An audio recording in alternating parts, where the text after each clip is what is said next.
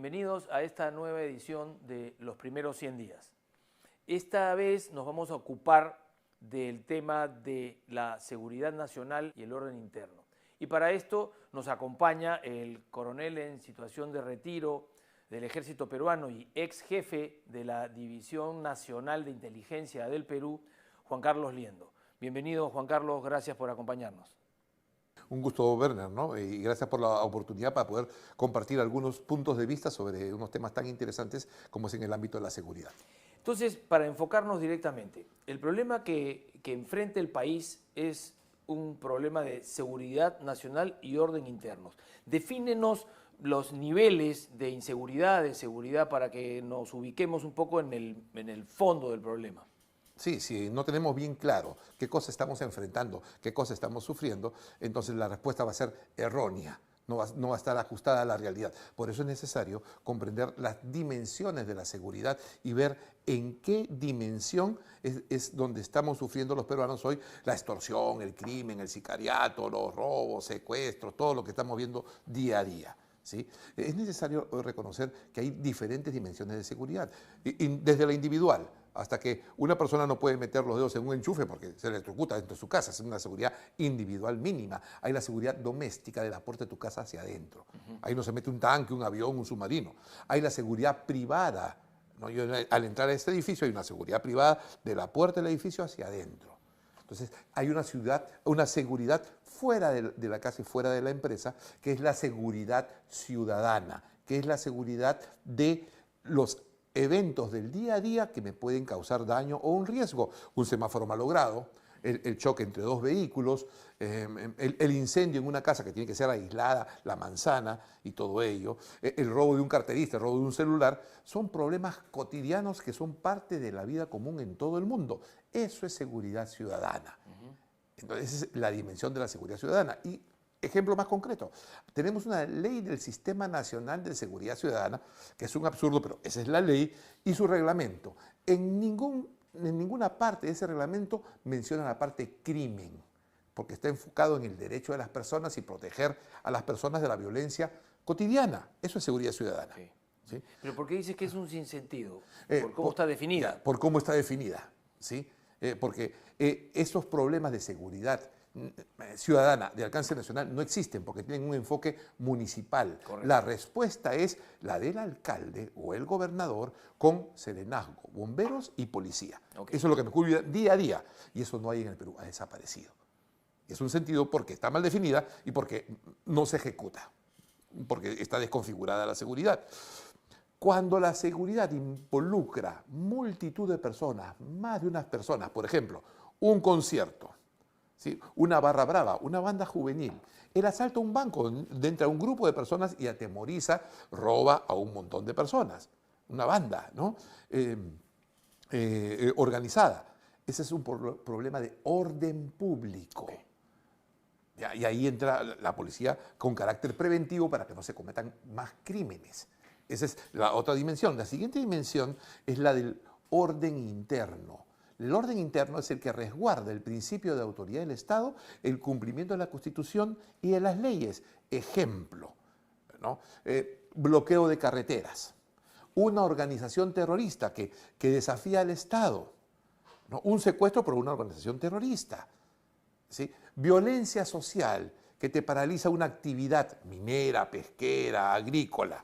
Por un periodo de tiempo estás desafiando el principio de autoridad del Estado y ese es un problema de orden interno. Como lo que ocurrió en Puno cuando fue el cambio de gobierno por el golpe fallido de Castillo. Exactamente. A la presidenta. No, entonces, para responder estos fenómenos de seguridad, cada dimensión de la seguridad tiene su respuesta. En la casa es la familia, los padres son los que dan la seguridad de la puerta hacia adentro. Correcto. ¿No? En la empresa, el gerente y por eso contrata seguridad privada.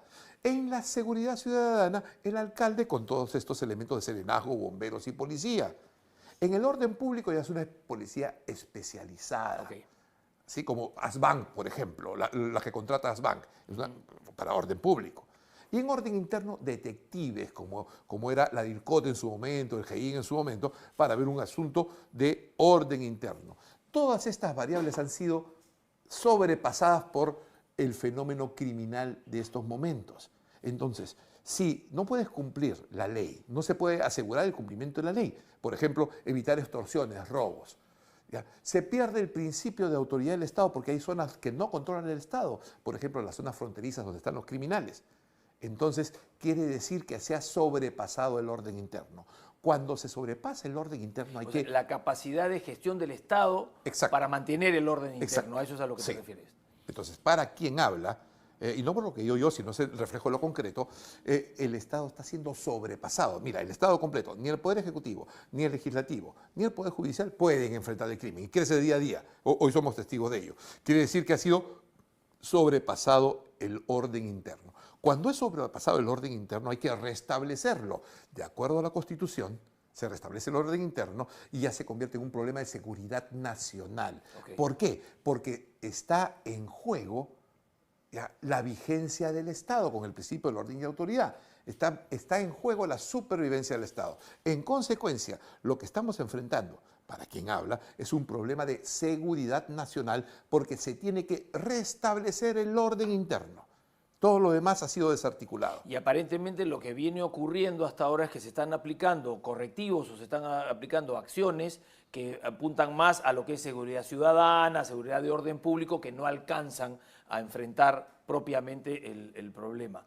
Pero antes de pasar a las acciones y antes de ya entrar de lleno a cómo se debe y se puede resolver, pero ¿qué ha pasado? Es decir, claro, siempre va a haber problemas de seguridad ciudadana, siempre van a haber robos, es imposible una ciudad, un pueblo, un barrio que esté exento de eso. Pero el problema es que esto no solamente ha escalado, sino que ha habido otros elementos que han coadyuvado, han acelerado este proceso. ¿Por dónde está el problema? ¿Qué es lo que ha generado que esto se convierta en un problema de seguridad nacional y que no solamente actúe de manera aleatoria y aislada en Arequipa o en Lima o en Trujillo, sino que sea un problema estructurado a nivel nacional? Sí, aquí hay dos variables fundamentales. Primero es la desconfiguración interna desde los últimos 25 años de todos los conceptos, mira que son claves, los conceptos de seguridad y las organizaciones de seguridad. En los últimos 25 años ha habido una aproximación a la seguridad de manera errónea, alineada con una ideología. Entonces la ideología no puede reemplazar a la seguridad, ni la ideología puede dirigir a la seguridad. Eso es lo que ha pasado en el frente interno. La desinstitucionalización de la policía, la disminución de presupuestos de las Fuerzas Armadas y la desconfiguración de las organizaciones y de los conceptos. Eso ha pasado internamente. Escarbemos en el tema de ideología, eso que acabas de meter. Dibújanos eso, explícanos. Sí. ¿Cómo es que la ideología aplica o no debe aplicar? Sí. La ideología que se impone después de la caída del muro de Berlín es la globalización, o sea, generar ciudadanos globales, donde la realidad es una construcción social a partir de percepciones. Okay. Quiere decir que si está lloviendo y la percepción es que no me he mojado, entonces no la realidad está es que lloviendo. no está lloviendo. ¿Sí? Esa es la lógica. Okay. ¿Sí? En el mismo sentido, la seguridad también ha tenido ello. Si yo digo que no existe Sendero Luminoso y desaparece de los medios de comunicación, no existe. ¿No? Si yo te digo que no hay crimen, si no hay violencia del Estado, entonces no hay crimen. Entonces lo que tú dices es que esa ideologización lo que ha hecho es, como bien has puesto, ha desvirtuado, ¿no?, la razón de ser de las instituciones y por supuesto las acciones que esas instituciones toman. Exactamente. Y ese es un problema no solo peruano, no es una isla. Vamos enfocándonos en lo más cercano a nuestra realidad. Esto sucede desde Alaska hasta la Tierra del Fuego, en forma transversal. Por eso el gobierno de Trump, o sea, Estados Unidos está desconfigurado. Si vemos lo que pasa hoy en seguridad, en orden público, en orden interno en Estados Unidos, o sea, no reconocemos a Estados Unidos de hace 20 años. Es un hecho concreto. Entonces, Estados Unidos está desconfigurado como toda la región por estos problemas que han terminado debilitando el Estado, fragmentando las instituciones. Esa es la parte interna. Como el Estado ha abandonado su principio rector de proteger a la ciudadanía, ¿no?, cambiándola por generar una percepción que todavía continúa acá el tema. A ver, ¿cuál es la respuesta? ¿Respuestas concretas o te tomas una foto? Entonces, la foto reemplaza la seguridad. ¿Me entiendes? Eso es lo que está pasando. Ya.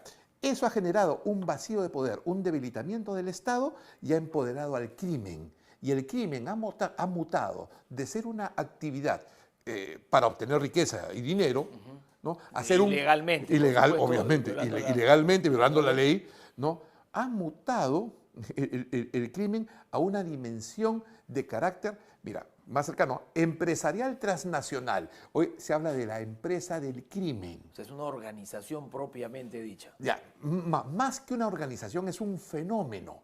Porque a ver, el crimen es connatural a cualquier organización social y humana. Es parte, o sea, no somos ángeles. Hay criminales porque violan la ley, hacen delitos, etc. Entonces, no es una organización criminal jerárquica, sino es un fenómeno, es una contaminación de las sociedades por un fenómeno criminal transnacional que lleva bandas transfronterizas, establecen franquicias y su finalidad no es ganar dinero, sino es asegurar las economías ilegales. Ok. Ya, okay. Ya estamos aterrizando en el punto. Ahí. Exacto. Este fenómeno criminal no tiene por función robarte un celular o una billetera. Correcto. Sí, tiene, eso es una consecuencia menor, digamos. Exacto, es un efecto de un fenómeno mayor, porque siempre va a haber ladrones de billeteras. Entonces, este fenómeno es nuevo, es fatal, porque trata de capturar, busca capturar, es más, dirige las economías ilegales del narcotráfico y de la minería ilegal, principalmente el oro. Ahora porque se ha convertido, tiene un producto bruto interno de oro ilegal salvaje por el precio de los minerales, se ha agravado este tema. Entonces, son organizaciones estructuradas, ¿no es cierto?, y que articuladamente lo que quieren es desvirtuar al Estado en su función de protección de la ciudadanía y de orden interno, y tener el orden interno, ¿no?, para cometer sus fechorías de la manera más libre y aleve que se pueda. Es peor que ello, no son organizaciones estructuradas, son organizaciones mutantes. Como las bacterias cambian, como las toxinas se adecúan a los medios. De una manera funciona en Perú, de otra manera funciona en Brasil. Como esas células espontáneas que tenía Sendero Luminoso en su momento, que se iban consolidando solas, digamos. ¿no? Exactamente, es un trabajo en red, pero son mutantes, no necesitan dirección, porque se alimentan de la debilidad del Estado, de la corrupción y de los espacios donde el Estado no los puede cubrir. Es interesantísimo. Entonces, para que siga viviendo este fenómeno criminal, necesita presionar, coaccionar al Estado. Mira lo que digo, o sea, financia campañas políticas, ¿sí? Debilita al Estado para que no promulgue leyes que lo fortalezcan y combatan el crimen, porque la finalidad es asegurar economías ilegales. Necesitas poder político. Y esto pasa, como te digo, desde Alaska hasta la Tierra del Fuego. También pasa en Estados Unidos. Por eso Trump ha dado medidas radicales. Tenemos que ese fenómeno es fortísimo en México, en Colombia. ¿Sí? Sí, por eso se habla siempre de la mexicanización, ¿no es cierto? Exactamente, pero es una proyección criminal que se va adecuando a cada sector. Entonces, tiene efectos políticos, tiene efectos económicos porque para asegurar las economías ilegales tú tienes que controlar cadena de lavado de activos, corrupción, ¿sí? Asegurar rutas de todos los criminales para integrarlas ahí. Y tiene efectos sociales porque desconfigura el tejido de la sociedad. Porque ya no hay respeto a la autoridad, los muchachos ya no quieren ser profesionales, quieren ser parte del crimen.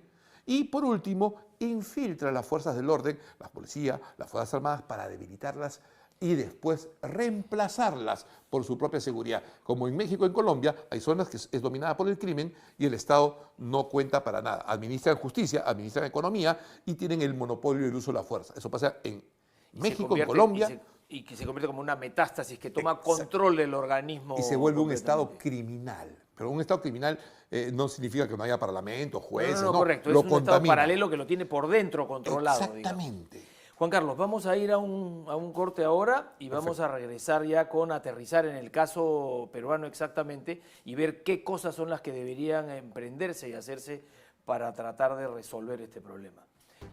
Estamos de regreso en los primeros 100 días con el coronel en situación de retiro del ejército peruano, Juan Carlos Liendo, hablando de seguridad nacional y orden interno. Has hecho, Juan Carlos, un recorrido y una explicación y un diagnóstico crudo, ¿no? Y complejo, pero además atemorizante desde el punto de vista de largo plazo, porque lo institucional es lo que viene siendo corroído y viene siendo capturado por este orden mutante, si se quiere, del crimen organizado internacional. Pero aterricemos en Perú.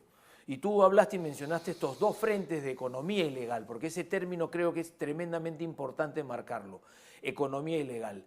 Hay dos economías ilegales más, pero hay dos economías ilegales serias, que son el narcotráfico y la minería ilegal, ¿no?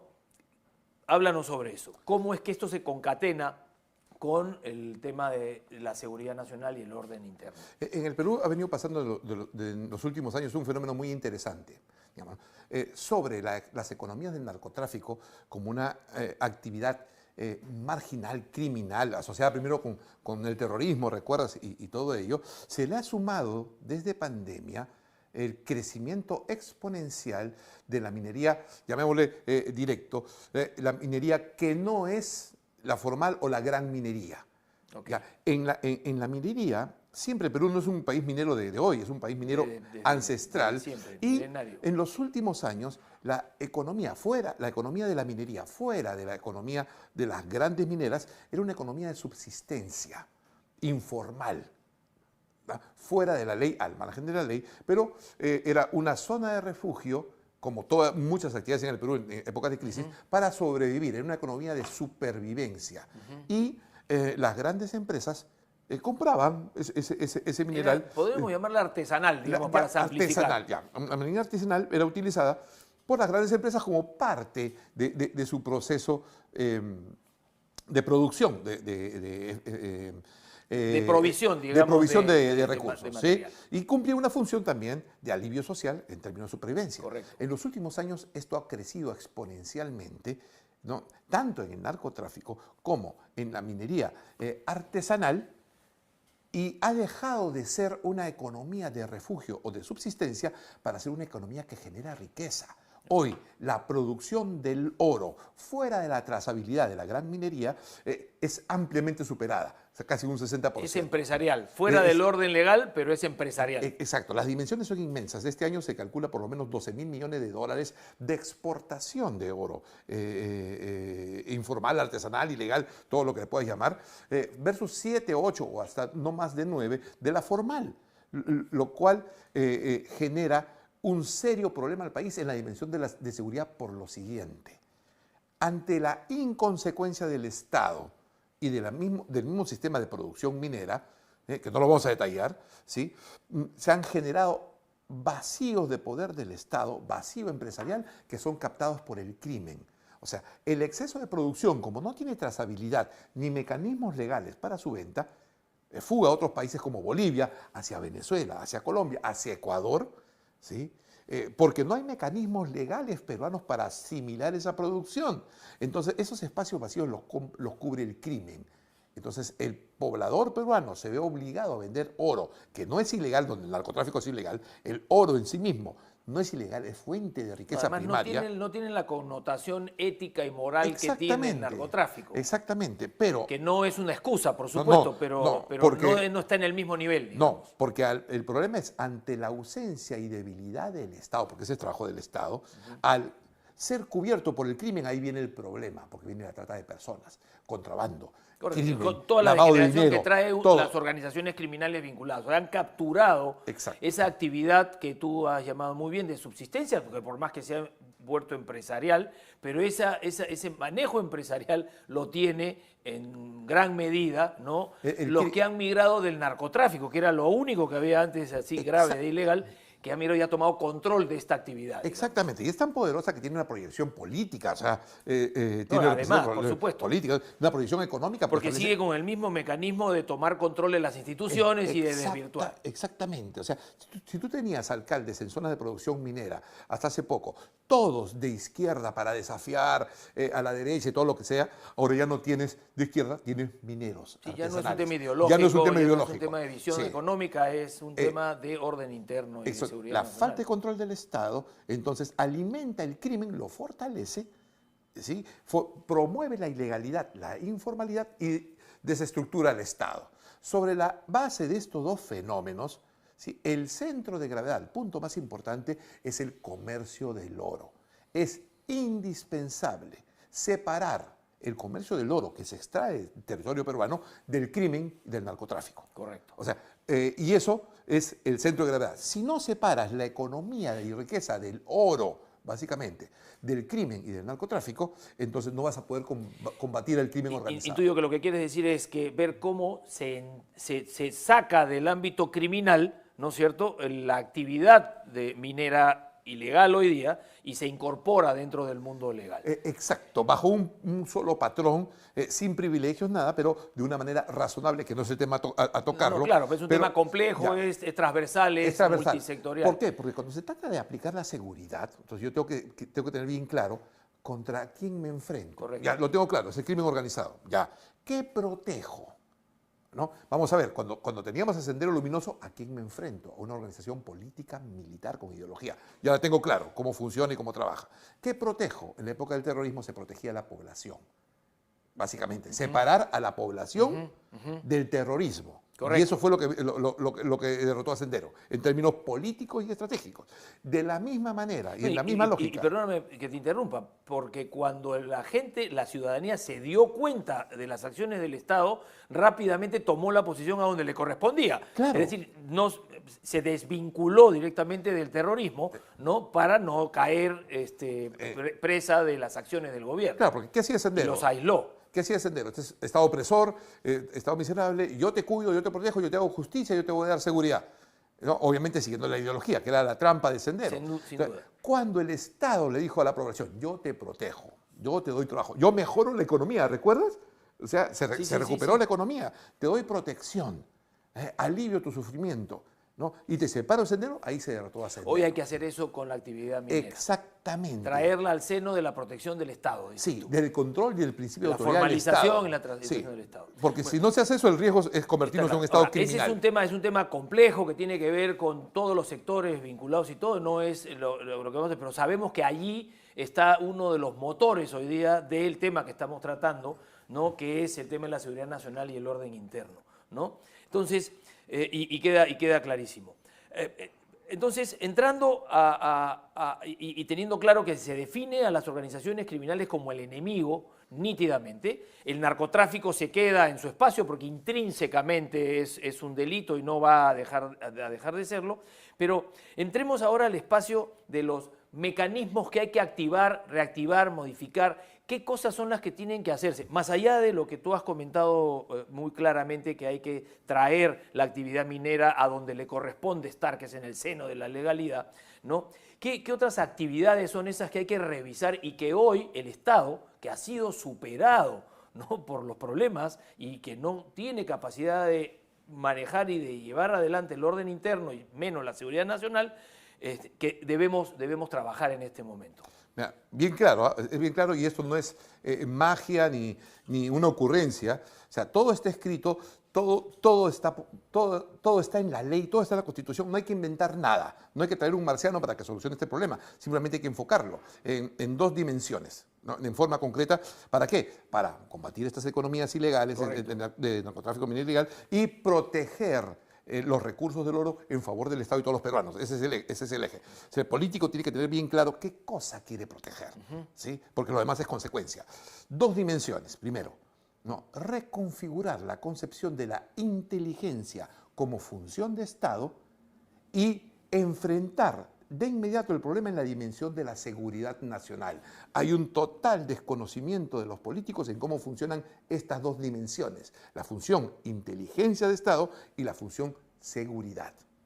Entonces yo te lo explico así brevemente Sí, porque se habla mucho de inteligencia, todo el mundo dice que inteligencia, pero sí, defínenos exactamente qué cosa es y qué no es inteligencia. Perfecto, porque aquí desde el año 2000, 2001, la inteligencia fue una palabra mal vista y todo el mundo estaba en contra de ello. Yo soy oficial de ejército, se prohibió mencionar palabra inteligencia en muchas cosas. Entonces, con razón y sin razón, pero eso ha desconfigurado la naturaleza de inteligencia. Y yo afirmo enfáticamente que el Perú no tiene una inteligencia como función de Estado. Se ha desvirtuado y explico qué es y qué no es. ¿Ya? Primero, ¿qué no es? sea, inteligencia no es disfrazar colocar a un policía de paisano con el pelo corto para meterse en una manifestación. O sea, inteligencia no es disfrazar a un policía de un osito peluche para capturar a un delincuente. Eso no es inteligencia. La inteligencia es una función de Estado, ¿ya?, que implica el manejo de los secretos, del mundo del secreto, ¿ya?, exclusivamente para la seguridad, defensa nacional y las relaciones exteriores, porque está en juego la supervivencia del Estado y el proyecto del Estado como país, como Perú. O sea, ese es el nivel, ese es el nivel de los asuntos secretos. ¿Ya? ¿Qué es un secreto de Estado? ¿Sí? Es todo aquello que oculto, disfrazado o que no se conoce. Y en la supervivencia de los estados, cuando enfrenta una guerra o enfrenta un problema de seguridad de la magnitud que tenemos, los aspectos claves son aquellos que están ocultos, que no los puedo conocer a simple vista, que están disfrazados, que me cambia la percepción, o que no los conozco. Ahí entra la inteligencia, ¿no? Y te doy un par de ejemplos bien claros de nuestra historia. O sea, tienes ahí la operación Chavín de Huántar. En una de las variantes, lo conversamos antes un poquito en off, Fujimori se reúne con Fidel Castro y, oh sorpresa, un día sábado aparece con Fidel Castro, con prensa internacional. No se filtró la información. Tuvo un trabajo de preparación. Nadie se enteró. Nadie se enteró, que no fue de un día ni dos, que duró bastante tiempo, un trabajo en el mundo de la dimensión del secreto que generó la verdadera opción para que los terroristas dejen la embajada y liberen a los rehenes sin que el Estado ceda. Eso no se produjo. No, simultáneamente se estaban haciendo los túneles y preparando todos los... También en secreto. Pero se puede entender como, por ejemplo, que fue un señuelo para que esto siguiera operando. O un plan A. Una especulación, digamos. O un plan A, un plan B y todo ello. Pero secreto. Secreto. Incluso, mira, se filtró en el mundo del secreto. La filtración casi te trae abajo toda una operación de meses. Entonces, ¿qué es la inteligencia? La inteligencia tiene tres dimensiones. Primero, obtener información de las cosas secretas. Mira, información, o sea, que nadie sabe y que nadie sabe que tú la estás buscando. Segunda, proteger esa información. Por ejemplo, no se llegó a proteger 100% en Chavín de Huántar porque un periódico publicó que el túnel existe. Entonces, hay una falla, pero también eso se recupera con procedimientos secretos. O traer mineros, ¿no? Sin que sepa nadie dónde están o quiénes son, y gestionarlo todo ello. Entonces, tú consigues secretos, proteges secretos y gestionas secretos. Esa es la dimensión. Lo más apasionante es cómo lo gestionas y que está fuera del mapa. Creo que queda claro. Y eso ha perdido el Estado. Eso es lo que te quería preguntar en este momento. Pero las capacidades para hacerlo desde el punto de vista constitucional, ¿no? Existen y están dadas. Y también me imagino que hay personas que están capacitadas para esto y quizá los que la están ejecutando son los que no son idóneos en este sentido. Sí, en los últimos 25 años se ha puesto, así, y lo digo enfáticamente, en la gran mayoría personas que no tienen la menor idea de lo que es el trabajo de inteligencia. La menor idea, nunca han trabajado en esa dimensión. Cosa que los años anteriores a este periodo que dices tú, se trabajó, digamos, históricamente y a niveles top en el mundo. Exactamente. Juan Carlos, vamos a pasar ahora a entrar de lleno, quedándonos claros qué cosa es inteligencia, esta herramienta fundamental para acometer cualquier acción de cara a la seguridad nacional y de orden interno. Pero vamos a ir a un corte ahora y regresamos con eso en unos instantes. Perfecto. Volvemos después del corte en los primeros 100 días.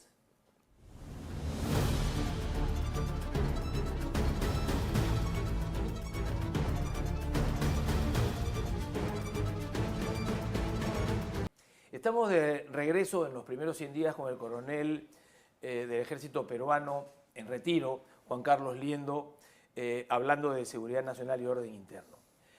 Juan Carlos, directo y a la vena, ¿cómo acometemos el recuperar por parte del Estado el principio de autoridad? Y vemos que estamos en un entrampamiento, porque no se viene haciendo desde hace meses y años, ¿sí? Sobre la base de lo que hemos conversado y teniendo los conceptos claros, hay que tener algo muy presente. No se necesita inventar nada. no se necesita magia, no se necesitan nuevas leyes, nuevas organizaciones. Todo está escrito. Ya, todos los procedimientos están establecidos, desde la Constitución a las leyes. Existen las organizaciones, existen las personas, están entrenadas, saben hacer eso, lo han venido conduciendo y tenemos la historia que lo ha apoyado. O sea, este es un tema de orden y de ejecución, de orden, Exacto. protocolos y ejecución, y es trabajo sí. del Ejecutivo. Es básicamente responsabilidad y acción del Ejecutivo. Después, lo que yo te voy a conversar, podemos entender por qué no se hace y qué es lo que se debe hacer. No necesitas ninguna ley ni pedir permiso para nada. Aquí esto ya está escrito y está diseñado. ¿Qué se tiene que hacer? ¿Y quién tiene que hacerlo? Definitivamente el presidente de la República, porque ese es un nivel. ¿Por qué? Porque es un tema de seguridad nacional. La Constitución lo dice, empezamos, cuando hay una grave alteración de la seguridad y la vida, que amenaza la vida de las personas, la estabilidad del gobierno, entonces es un asunto se declara regímenes de excepción. Que hay dos, estado de emergencia, estado de sitio. Bien claro es estado de sitio cuando hay una guerra externa y tienes que aislar un territorio y actuar de inmediato, claro. O cuando hay un terremoto, una catástrofe de ese tipo, ¿no? Cuando hay una situación complicada sobre la seguridad nacional, para proteger a las personas, los recursos del Estado, el territorio, se convoca al Consejo de Seguridad y Defensa Nacional, que lo preside el presidente, está en la ley, está en la Constitución, está en la ley del Sistema de Defensa Nacional. Cuando se activa el Sistema de Defensa Nacional, todos los sistemas del Estado, el sistema administrativo, el sistema del Tesoro, ¿no? El sistema de defensa civil, el sistema de seguridad ciudadana, todos los sistemas del Estado, el sistema jurídico, todos se integran al sistema de seguridad nacional. ¿Qué cosa quiere decir esto? Que en la dimensión de la seguridad nacional puedes hacer uso de todos los recursos del Estado. Okay. ¿Sí? Para ello, recursos del Estado. ¿Sí? Es decir, si tienes una invasión externa, no le puedes decir al enemigo, espérate un momentito, voy a modificar la Constitución con dos artículos. No hay forma, ¿no? O déjame pensar para establecer un cuarto de guerra. No, eso no existe. Y estamos en el momento de que la población ya no resiste más. Al crimen no le vas a decir, deja de extorsionar un ratito mientras modifico mis leyes. No se necesita, ya está hecho. Se convoca al Consejo de Seguridad y Defensa Nacional, que lo preside el presidente de la República y una serie de instituciones, más otras que puedan ser incluidas de acuerdo a la naturaleza. Que son las que, digamos, reúnen a todas estas instituciones que tú has involucradas en el problema. Bajo un liderazgo vertical. Exacto. Y estructurado. Y con toda una secuencia y unas responsabilidades de dimensión política, judicial, administrativa, operacional, de acción. Está todo. Y que está todo definido y que todo está dentro todos de la los procedimientos, exacto, dentro de la Constitución y las leyes. Yo he trabajado en la Secretaría de Actas del Consejo de Seguridad Nacional. He participado por mis funciones en reuniones del Consejo de Seguridad Nacional. O sea, para eso existe. Hay responsabilidades. Ahí se reúnen todos los involucrados. Está en la ley, no vamos a detallarlo, ¿sí? Y se define oficialmente el problema. Este es el problema. Okay. Se define el problema. Ok, se define qué es lo que quiero lograr. Y para ello establezco los mecanismos. Establezco una directiva de seguridad nacional para poder establecer una estrategia y un plan que involucre el uso de todos los recursos del Estado. ¿Sí? Designo una organización. Para este caso de la seguridad es el Comando Operacional del Frente Interno. Es el ejecutor. Es el ejecutor. Ahí lo designo y le doy los objetivos, le doy los presupuestos, nombro al jefe. O sea, no tienes que inventar nada. Hay planes para eso en el Comando Conjunto. Todas las unidades militares tienen su plan de defensa interior del territorio. Están organizados, entrenados, equipados. Mira, hay doctrina. Hay inspecciones, hay previsiones, todo existe. Tengo que ponerlo solamente en ejecución. Y al final, ¿no? Todo esto está firmado en un documento, se entrega el objetivo, el tiempo, los recursos, el espacio geográfico, ¿sí? Y una persona responsable de todo ello. Y para poner en ejecución todos los mecanismos institucionales, de acuerdo a ley. No tienes que violar la Constitución, no tienes que cerrar el Congreso, simplemente tienen que cumplir cada uno su trabajo en la dimensión de la defensa nacional. Todo está escrito y todo está hecho. A partir de ahí ya se aplica la estrategia. En resumen, Consejo de Seguridad y Defensa Nacional, que es lo que se requiere, Consejo de Seguridad y Defensa Nacional, ¿sí? Un organismo que se active ahí a través de mecanismos de excepción constitucional, el comando operacional del Frente Interno con objetivos precisos y claros para enfrentar el crimen y restablecer el principio de autoridad del Estado. Eso es, entonces, todo ese procedimiento se supone que debe ser previo a decretar estado de emergencia. Acá el estado de emergencia lo que viene es sacándose como si fueran figuritas para poner en un álbum. Sí, aquí se ha desvirtuado el estado de emergencia. Lo han desvirtuado de tal manera porque no puedes hacer normal la excepción. El estado de emergencia Claro, es una, si no deja de ser excepción. Ya no es excepción. El estado de emergencia es una excepción constitucional que se aplica mal e incompleto. ¿Por qué? Porque no es producto del Consejo de Seguridad y Defensa Nacional. Tiene que aplicarse de acuerdo a la doctrina, a las leyes, las normas. Se ha saltado todo, ese proceso. Generar un Claro, parche, digamos. claro. Entonces más ahí político tienes que primero armas un cuarto de guerra, después un comité de organización, después un comité de coordinación para que coordine con los comités de organizaciones. No, o sea, ¿en qué vamos a terminar? En convocar un té de tías. ¿No? Además también que se generan, por algunas publicaciones que he seguido, que se generan situaciones particulares de cara a los presupuestos, en la gestión de los presupuestos en los municipios, en los gobiernos regionales, etcétera. Un presupuesto de emergencia que debe estar encuadrado y definido, ¿no? Para alcanzar objetivos concretos, se diluye porque repartes cientos de millones a nivel municipalidad distrital, otros millones para compras policiales, militares, sin supervisión, por emergencia. Es un descalabro. O sea, desde el punto de vista del despilfarro y de los amiguetes, termina siendo fantástico el estado de emergencia. Sí. Entonces yo protesto y pido que declaren en emergencia a mi distrito para recibir 5 millones para reparar 2 parques y 200 metros de vereda, ¿no? Entonces se desvirtúa y en la práctica lo hace inconstitucional, porque no puedes tú normalizar un estado de excepción y lo tienes aplicando con la misma receta del 2000 a la fecha, 25 años aplicando la misma receta y no la quieres cambiar. Volviendo entonces, ya vimos cómo se ha degenerado, pero volvamos al procedimiento. Tú lo has explicado perfectamente, se reúne y se convoca el Consejo Nacional de Seguridad y de Defensa y Seguridad Nacional, designa un comando operacional para el Frente Interno, en este caso, digamos, derrotar al crimen organizado como la misión establecida.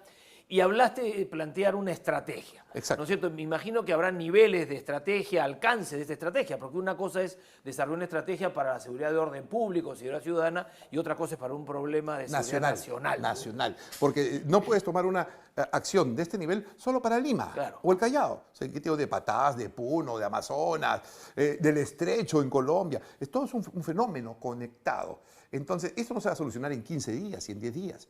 Y la respuesta, esto está estudiado en las academias militares, yo lo enseño, se discute, ¿no? Hay distintas formas de aplicarlo, pero hay un consenso en la dimensión del problema. Esto no se soluciona en 10 días, 15 días, porque el Estado hay que repararlo. Hay que reparar el Poder Ejecutivo, Legislativo, Judicial, hay que reparar todo ello. Estamos en un proceso de caos. Entonces tienes 3 momentos, tres fases para emplear todos los recursos del Estado y solucionar este problema. Una fase inmediata, urgente de intervención, fase de intervención.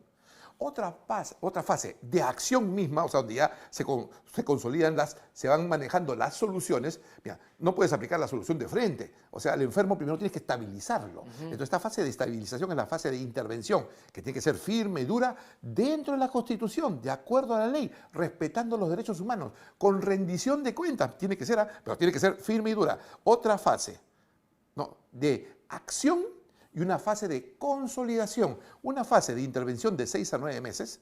Ok, 6 a 9 meses. Sí, la primera fase directa, dura. Otra fase, después de eso no debe ser más, porque si tiene que ser más, falla, claro, no hay forma. Claro. Es de 6 meses para que corrijas en los próximos 3. Otra fase de 2 años de acción donde implementes los cambios. Y otra fase de consolidación donde corrijas lo que has tratado de implementar, porque no hay solución perfecta. No, y esas dos fases ya es la fase de consolidación para empezar un nuevo Perú de aquí a 5 años. En medio de todo eso tienes que asegurar la economía del oro, que no perturbe la dimensión política, la económica y la social. Tienes que dar seguridad a la población, insertarte en un nuevo orden mundial con competencias geopolíticas, todo ello, pero sin esas 3 fases de seguridad, el Perú no va a poder salir adelante. Y las acciones que tú tomes en el primer momento, más allá de todo el protocolo que has establecido y todos los mecanismos que vienes planteando y que están, repetimos, están en la Constitución, están en la ley, están implementadas para que el Ejecutivo de turno opere y funcione el minuto 1 a la hora sin pedirle permiso a nadie. Sin pedirle permiso a nadie, dentro del orden constitucional están establecidos. Pero es un trabajo de alcance de un periodo de gobierno completo, pero es tremendamente crítico lo que se defina en estos primeros 100 días. Y ahí es donde queremos llegar en el siguiente bloque, Juan Carlos, para hablar ya de las acciones concretas que son las que se tienen que establecer en este primer momento. Haciendo un repaso rápido, ¿no? Has definido y explicado qué cosa es la seguridad, desde la seguridad individual, personal, doméstica, hasta la seguridad nacional, que es el tema que estamos enfrentando hoy día,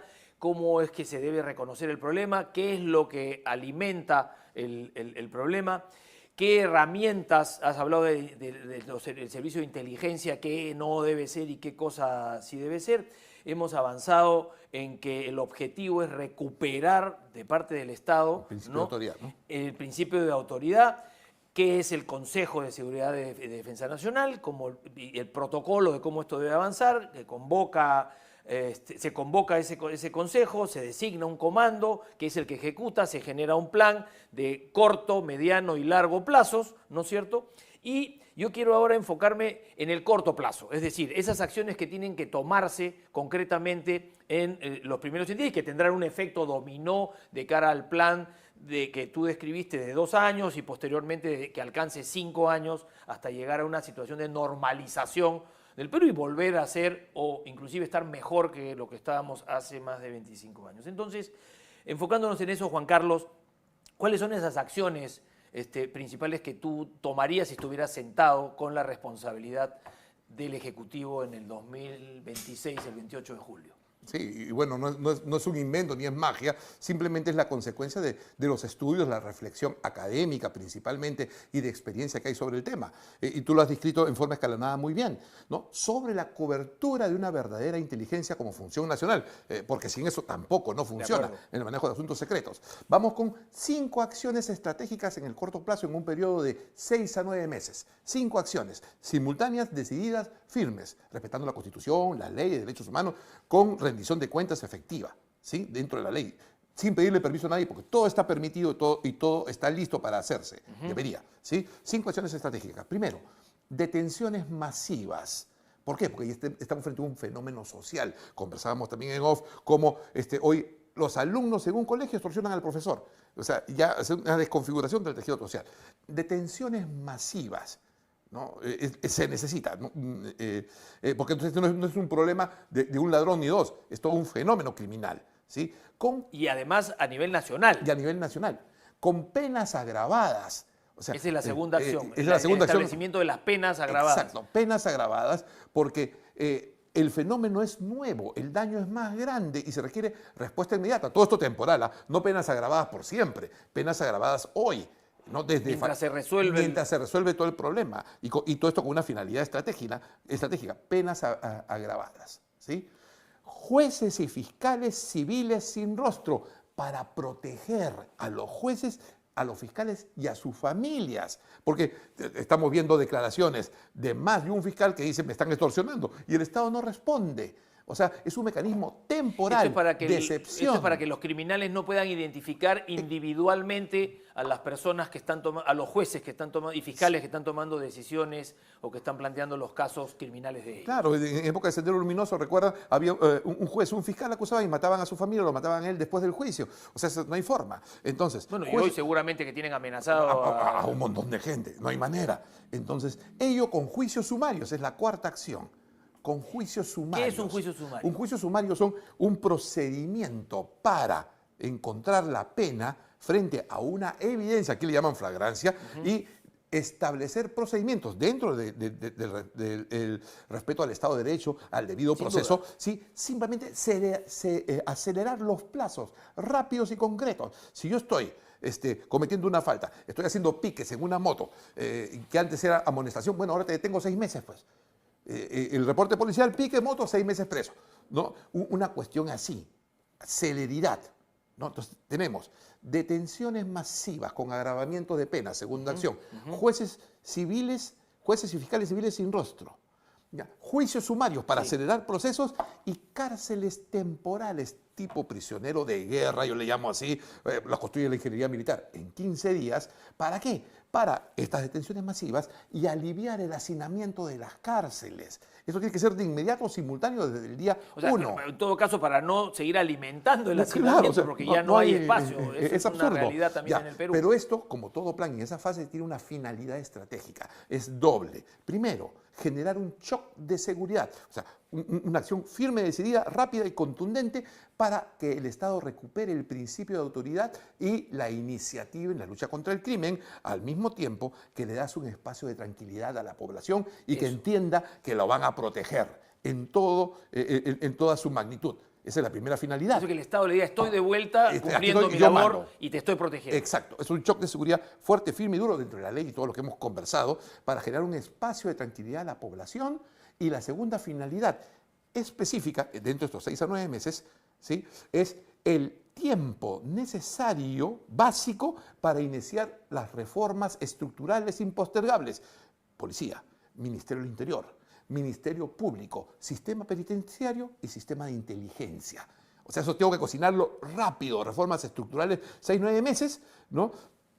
Se cumplen estas dos finalidades y empieza la segunda fase con las primeras soluciones, de 2 años, que va a ser un periodo de ensayo-error, corrección por 2 años, y una vez que se prueba toda la solución en 2 años, los 2 años siguientes ya se consolida, ya todo estado normal, se hacen los ajustes mínimos y el nuevo gobierno entrega un país en orden, pacificado, con respeto a la ley y con seguridad de las personas y garantizando el principio de autoridad.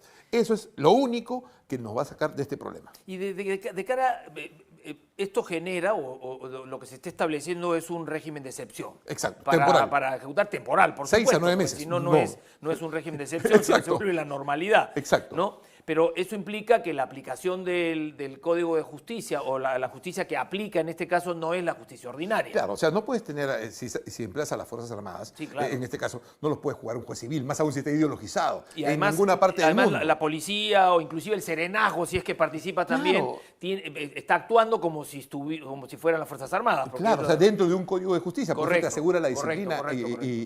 Y todo ello, ¿no? Entonces, pero no el Código Militar Policial, porque esto no existe en ninguna parte del mundo, ni el Código de Justicia Militar que modificó Montesinos el año 96. Tenemos que regresar al Código de 1980. Claro, porque al principio, cuando se logró controlar el Sendero Luminoso y el terrorismo de la MRTA en el Perú, aplicó este Código de Justicia y funcionó, pero eso se desvirtuó. En 1996, con unas modificaciones que hizo Montesinos y lo politizó. Ya metió la mano para politizarlo sí, y pero el remedio fue peor que la enfermedad, porque vino la CIDH a ponerte un código de Guatemala. De una situación buena a Guatemala, de Guatemala a Guatepeor, con respeto y cariño a Guatemala. Tiene la culpa. Exactamente. Y esa se necesita indispensable, ¿no? Entonces, tú hablaste de generar cambios, ya entramos en este proceso de planificarlo. Y hay un tema que tiene que ver y que es fundamental cuando tú quieres hacer cambios en instituciones. Las instituciones son entelequias, no existen, ¿no es cierto? Son un concepto, ¿ok? Y es el liderazgo, el primer paso. Entonces, ahí, ¿cómo estamos? Rápidamente, porque para ganar el tiempo, ¿qué hay? ¿Existen los perfiles en nuestro país para acometer y para asumir ese liderazgo?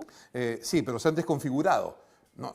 Tú dices muy bien, las instituciones son una entelequia, pero una entelequia funcional, cuando funciona, ¿no? Cuando integra principios, valores, principios, organización, estructura, personas, recursos que funcionan como un todo con una finalidad superior a los individuos, ¿no? Entonces aquí la receta en esta dimensión tiene 3 variables: respeto irrestricto a un Estado de Derecho fuerte, instituciones sólidas, ¿sí?, y valores de la sociedad peruana. Esos 3 aspectos cubren ese espacio que es lo que hoy no está funcionando. Faltan esos liderazgos, sí, porque estamos en un proceso de descomposición del Estado. Claro, es el trabajo que tú has descrito de estas organizaciones criminales. Exactamente. Entonces, al descomponerse el Estado, los supuestos liderazgos se diluyen y desaparecen y no hacen lo que tienen que hacer. Esa es responsabilidad individual y propia y es parte del proceso. O sea, el cambio no solamente es un cambio por la lucha contra el crimen, sino recuperar el proceso de la autoridad del Estado. Entonces, se necesita un liderazgo diferente al que tenemos hoy. No hay liderazgo, hay jefaturas, donde simplemente los responsables de hacer correr este proceso están sobreviviendo porque no tienen respaldo político. Entonces, para que funcione todo ello y se funcionen los nuevos liderazgos requieren hacer lo que no se hace hoy día, que es cumplir la ley, cumplir la Constitución y asumir la responsabilidad. Si los líderes no están dispuestos a asumir la responsabilidad cumpliendo la ley, los procedimientos y su responsabilidad, vale la redundancia, entonces estamos perdidos. Se requiere indispensable una nueva generación de líderes políticos y líderes en las fuerzas de seguridad para remontar este proceso. El político tiene que respaldar la acción de los que están ejecutando. Y asumir la responsabilidad también. Obviamente, la responsabilidad política, pero respaldar sobre todo para cuando un policía, en el caso de ser necesario, saca el arma, ¿no es cierto?, ¿no? Después no tenga consecuencias no deseadas y en ese peleas caso, contra el sentido común y contra la dignidad de ellos mismos. Y en ese caso, muy preciso, ¿no? Si se establece el Código de Justicia Militar, la policía se somete al Código de Justicia Militar como fuerza auxiliar, entonces el hecho último de esa muerte de ese muchacho en las manifestaciones se juzga bajo el punto de vista de la disciplina. Se cumplieron los procedimientos porque actuó quien lo mandó y la cadena de responsabilidad. Y se actúa de inmediato. No tienes que esperar una investigación ahorita para hacer lo que no existe. Entonces se diluye la responsabilidad. Y se abstrae de cualquier ideologización perniciosa que es lo que viene ocurriendo. Terminan ahora esos 6, 9 meses y la policía vuelve bajo la cobertura del Código Civil, del Código Penal, de acuerdo a cualquier policía del mundo. Juan Carlos, realmente que has dibujado la problemática y hemos abordado de tu mano el cómo acometer esto que es un flagelo y que quizá es en la mente de las personas, en la percepción de las personas, el peor de los problemas que está enfrentando nuestro país, nuestra región, nuestro continente y quizá el mundo. Pero hay una cosa, y rápidamente hablaste de los secretos, y por supuesto los secretos no los vas a divulgar y tienes que cuidarlos para que perniciosos puedan destruir planes estratégicos concretos contra este flagelo. Pero, por otro lado, sí tiene que haber un plan de comunicación. O sea, claro. La gente tiene que enterarse que el gobierno está actuando, la gente tiene que enterarse del gobierno. Esto también me imagino que es parte de las acciones que deben tomarse. En definitiva, vivimos en el tiempo de la comunicación instantánea, ¿no? Y que se necesita una comunicación clara, precisa, abierta, con suma prudencia, ¿no? Y sumo cuidado, o sea, prudencia como parte y cuidado. Del plan, como parte del plan del Consejo. Se tiene que saber qué comunicar, qué no comunicar, cuándo, cómo, dónde, en qué momento. O sea, y aquí la comunicación está al servicio de la estrategia. La comunicación no es la estrategia porque no está manejando percepciones. O sea, la finalidad no es una percepción, la finalidad es una relación concreta. Correcto. No te puedo tirar un balazo a un transporte público, ¿no? Entonces, sí, la parte de comunicación es fundamental, ¿ya?, como apoyo a la estrategia, como apoyo al plan. No, el plan de comunicación no es el plan. La foto no es el objetivo, ¿no? La película o el titular no es el objetivo. ¿Sí? Ni el rating. Y ahí también Exacto. entra el tema de la responsabilidad de los medios de comunicación, que es otro melón Otra a abrir dimensión. en algún otro programa como nuestro. Juan Carlos, ha sido realmente tremendamente ilustrativo primero y revelador el saber que tenemos las herramientas y tenemos el cómo, ¿no?, abordar este problema de la seguridad nacional y el orden interno en el Perú. Te agradezco muchísimo la presencia en esta edición de los primeros 100 días y seguramente estaremos abordando temas adicionales muy pronto. Encantado, Werner, un gusto estar en tu programa. Muchas gracias. Seguimos en esta edición de los primeros 100 días y estas son las acciones concretas a ejecutarse a propósito de la seguridad nacional y el orden interno. Primero, reafirmar el absoluto respeto al marco constitucional, el Estado de Derecho y los derechos humanos. Segundo, reafirmar que la gestión política está liderada directamente por la Presidencia de la República. Tercero, decretar formalmente al crimen transnacional organizado como terrorismo y amenaza directa en contra de la seguridad nacional. Cuarto, activar el Sistema de Defensa Nacional a través de la convocatoria y conducción del Consejo de Seguridad y Defensa Nacional, COSEDENA. Quinto, decretar regímenes de excepción con alcance territorial y temporal hasta por un periodo no mayor de 9 meses para llevar a cabo las acciones estratégicas necesarias como parte de una política de Estado. Sexto, ordenar detenciones masivas para enfrentar el fenómeno de criminalidad en el país. Séptimo, establecer penas agravadas durante los 9 meses de etapa crítica, respetando la ley y los derechos humanos. Octavo, decretar el uso de jueces y fiscales civiles sin rostro para garantizar procesos judiciales seguros y eficientes, asegurando la protección de las autoridades y sus familias. Noveno, instaurar juicios sumarios para descongestionar el sistema de justicia, asegurando una respuesta rápida en contextos de excepción. Décimo, construir e implementar urgentemente cárceles temporales para atender las detenciones masivas sin generar mayores cuellos de botella en el sistema nacional penitenciario. Décimo primero, dar inicio en simultáneo a la gran reforma estructural de la Policía Nacional, Ministerio del Interior, Ministerio Público, Sistema Penitenciario y el Sistema de Inteligencia Nacional con sus respectivos planes de acción, mecanismos, presupuestos y responsables en un periodo no mayor a los 9 meses. Décimo segundo, implementar una matriz de control de indicadores clave de performance dinámico para el seguimiento del proceso de consolidación de las reformas y acciones, teniendo como objetivo central un país seguro y un modelo de gestión de la seguridad sostenible en el tiempo. En esta edición de los primeros 100 días hemos abordado el tema de la seguridad nacional y el orden interno y de cómo el país ha perdido, el Ejecutivo ha perdido el principio de autoridad en el país.